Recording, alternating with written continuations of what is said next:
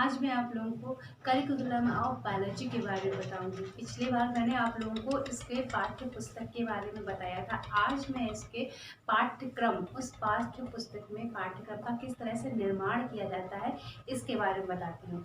चलिए आइए शुरुआत करते हैं।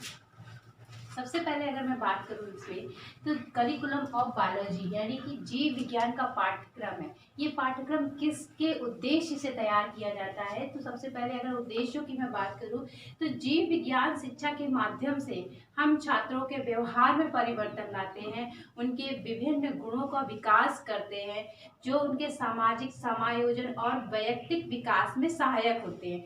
पाठ्यक्रम का साधन वह साधन है जिसके द्वारा शिक्षा तथा जीवन के लक्ष्यों की प्राप्ति होती है।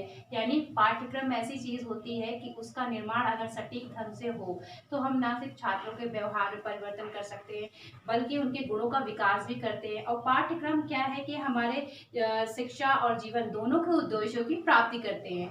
तो अगर हम कनिंघम के अनुसार बात करें, कनिंघम एक बहुत ही बड़े दार्शनिक थे जिन्होंने पाठ्यक्रम के बारे में ये बोला कि पाठ्यक्रम शिक्षक के हाथ में एक ऐसा साधन है जिसके द्वारा वह शिक्षार्थियों को अपने आदर्श के अनुसार अपने स्कूल में ढाल सके। यानी कि पाठ्यक्रम एक ऐसा होता है जो शिक्षक के हाथ में एक इस तरह का साधन है जो छात्रों को उनके अपने स्कूल के अनुसार ढाल सकता है। तो अंग्रेजी शब्द में अगर हम करिकुलम का अर्थ समझें तो इसका अर्थ होता है दौड़ का मैदान। यानी करिकुलम मीन्स या पाठ्यक्रम मीन्स होता है दौड़ का मैदान, अर्थात पाठ्यक्रम घुड़दौड़ के मैदान के समान है जिसे पार करने के पश्चात व्यक्ति अपने लक्ष्य तक पहुंचता है।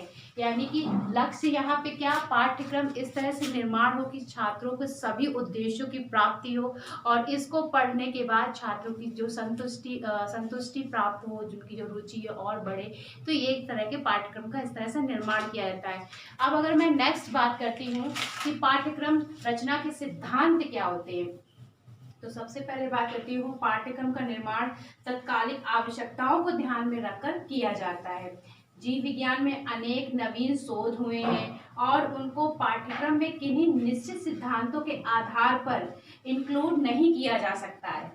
यानी कि यही कारण है जीव विज्ञान शिक्षा का हम उचित विधि से छात्रों को ज्ञान नहीं दे पाते हैं। यानी कि हर वक्त पाठ्यक्रम अपडेट नहीं होता है, जो उस वक्त की सिचुएशन है वो उसमें शामिल हो जाता है लेकिन फिर आने वाली सिचुएशन हमेशा नहीं शामिल होती। यही कारण है कि छात्रों की जो जिज्ञासा होती है उसकी संतुष्टि प्राप्त नहीं हो पाती है, साथ ही साथ उसमें योग्यताओं का विकास नहीं हो पाता है और हम वांछित रूप, अभिव्यक्ति, रुचि और मूल्यांकन का छात्रों में विकास नहीं कर पाते। अतः पाठ्यक्रम रचना के निर्माण में हमें निम्न तत्वों को ध्यान में रखना चाहिए कि पाठ्यक्रम किस तरह से निर्माण किया जाए या उसकी रचना किस तरह से की जाए, जिससे छात्रों को निम्नलिखित बातों का ध्यान रखना चाहिए। सबसे पहले है कि बाल केंद्रित यानी कि चाइल्ड सेंटर। पाठ्यक्रम बालकों की आवश्यकता के अनुरूप होना चाहिए।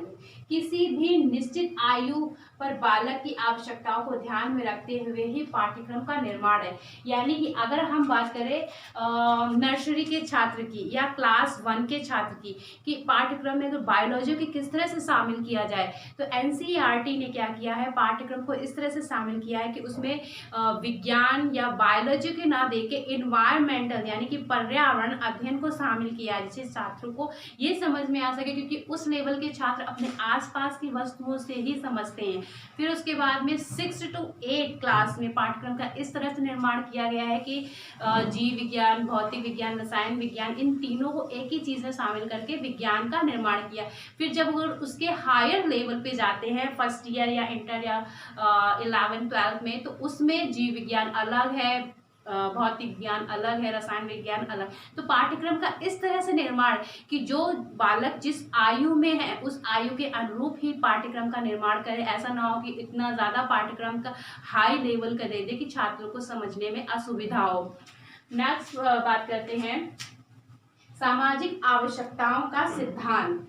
यानी पाठ्यक्रम का निर्माण हमेशा समाज के आदर्शों, आवश्यकताओं और परिस्थितियों के अनुकूल होना चाहिए। सामाजिक आवश्यकता के सिद्धांत में पाठ्यक्रम हमेशा इस तरह से निर्माण करे जो हमारे आसपास के समाज में होने वाली घटनाएं किस तरह से हो रही हैं, किस तरह से उनके आदर्शों और किस तरह से उनकी आवश्यकताओं की जो परिस्थितियां हैं उनके अनुकूल होना चाहिए। नेक्स्ट बात करते हैं हम लचीलेपन का सिद्धांत। हमारा पाठ्यक्रम, ये सबसे इम्पोर्टेंट लाइन है कि पाठ्यक्रम का निर्माण ऐसा होना चाहिए जो फ्लेक्सिबल हो, यानी कि छात्र उन बातों को, कुछ ऐसे शब्द हैं, कुछ ऐसे वर्ड हैं जो समझने में उनको बहुत ही कठिनाई होती है, तो उसके ऐसे वर्ड्स का निर्माण कर सकें जो छात्रों को समझने में बहुत ही आसानी हो। फ्लेक्सिबिलिटी इसी को कहते हैं। नेक्स्ट अगर मैं बात करूं यहाँ पे, अगर लचीलेपन की बात ही कर लेती हूँ तो इसमें पाठ्यक्रम की वैयक्तिक क्षमताएं, यानी कि हर छात्र की अपनी वैयक्तिक क्षमताएं, शक्तियां एवं आवश्यकताओं की पूर्ति करने वाला होना चाहिए। ऐसा पाठ्यक्रम का निर्माण, साथ ही साथ वह गत्यात्मक और लचीला हो, राष्ट्र, समाज और बालक आवश्यकताओं को पूर्ण कर सके। यानी कि ये भी ध्यान रखना है कि पाठ्यक्रम इस तरह होना चाहिए कि जो हमारा राष्ट्र, राज्य, समाज और बालक, इन सभी चारों चीजों की आवश्यकताओं की पूर्ति करना चाहिए। इस तरह से पाठ्यक्रम का निर्माण हो, यानी फ्लेक्सिबल इस तरह से होना चाहिए। नेक्स्ट बात करते हैं समन्वय का सिद्धांत। समन्वय यानी कि सभी चीज का शामिल होना, इंक्लूड होना। पाठ्यक्रम छात्र की आवश्यकताओं, राष्ट्र की आवश्यकताओं और विषय की प्रकृति के अनुरूप विषय वस्तु के मध्य समन्वय बनाए रखने वाला हो। इस तरह से हो जो सबसे पहले तो छात्र की आवश्यकता की पूर्ति करे, फिर हमारे राष्ट्र की आवश्यकता की पूर्ति करे, फिर राज्य की आवश्यकता की पूर्ति करे और हमारे समाज की आवश्यकता की पूर्ति करे।